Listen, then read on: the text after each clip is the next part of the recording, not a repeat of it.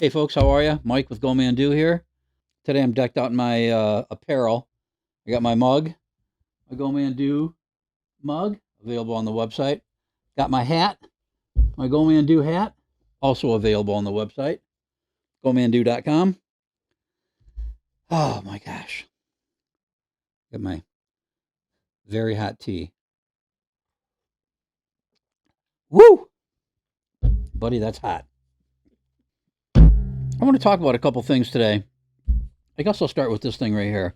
I mentioned a while back that I was reading. I'm a voracious reader. I read like crazy, and not just my phone and stuff. I mean, I'm reading crazy man all the time. Books. I'm in that library all the time getting books.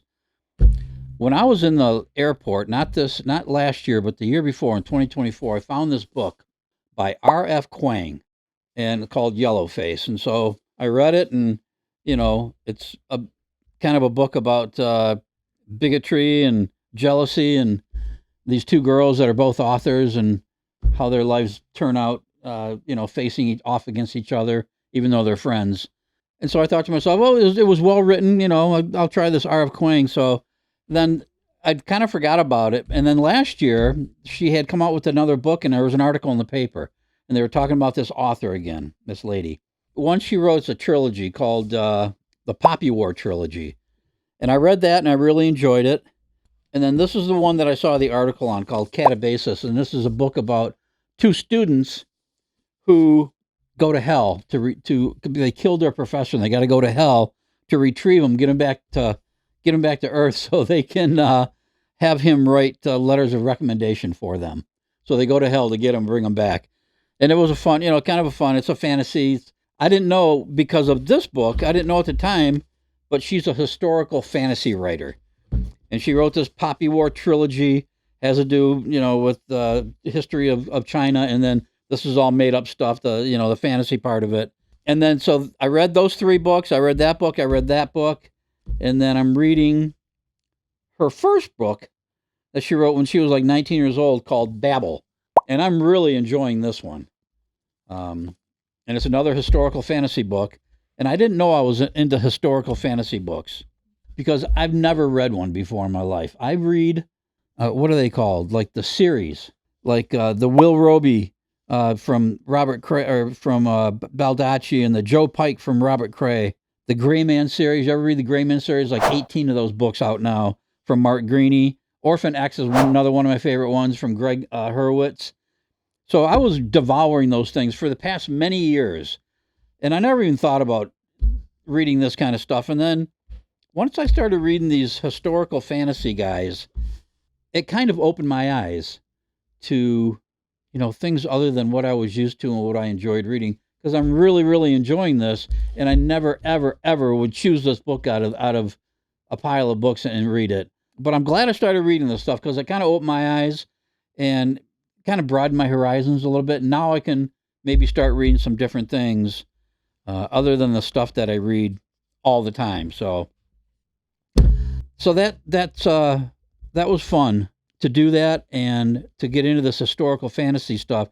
And this woman, this R.F.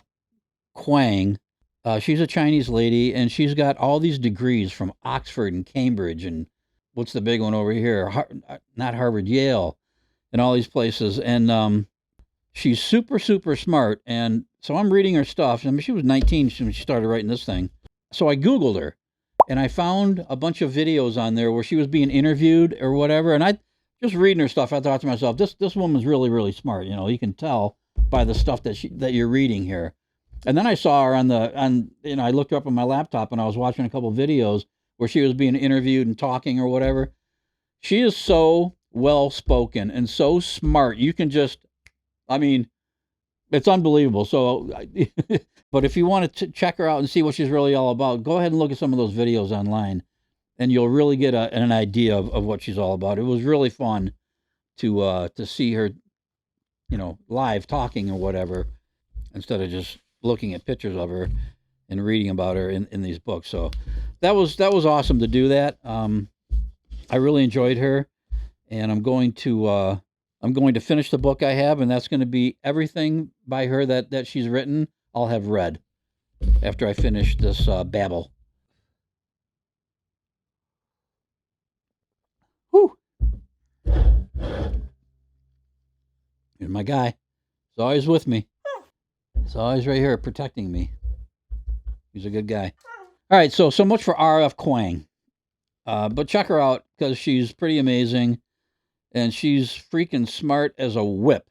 And when she starts talking, man, you're just like, I mean, she's such a speaker, such a crazy good speaker. It's wild, wild. So going from this, which is super cool and positive, let's go into something that's been just pissing me off lately. Seriously pissing me off. And that is all these commercials on TV, all this pop culture bullshit on TV, all these so-called movie stars and television stars that are doing commercials nowadays that just drive me fucking nuts. I can't stand it. Let's list a couple of these things, eh? Anything with Kevin Hart. He's in every freaking commercial on TV, and he's doing all those commercials for the online betting. These online betting commercials, you guys. I'm crazy. I mean, I'm going to eventually get rid of my cable and just have streaming services so I can get rid of all that bullshit and get rid of the commercials.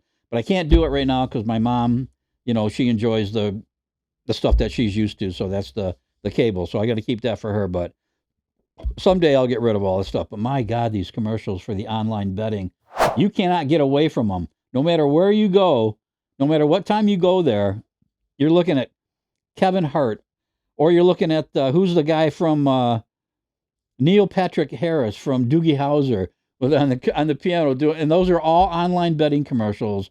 Those things drive me nuts, and they just never ever stop. And then all these stars that are doing all these commercials for whatever they're doing these commercials for. And I'm seeing, who did I see? Billy Bob Thornton on a commercial last night, and I saw LeBron James last week, and all these different people that are doing these commercials. And it's like, when is it enough? When do you just, stop? We've had enough of you. Don't want to see you anymore. I don't want to see you or hear you. It's too much. I can't wait until I can go to all ad-free streaming. That's going to be fun, and it's going to be a very exciting day for me because this other stuff just stresses. I know I let it stress me out, and I shouldn't, but it stresses me out because it drives me insane.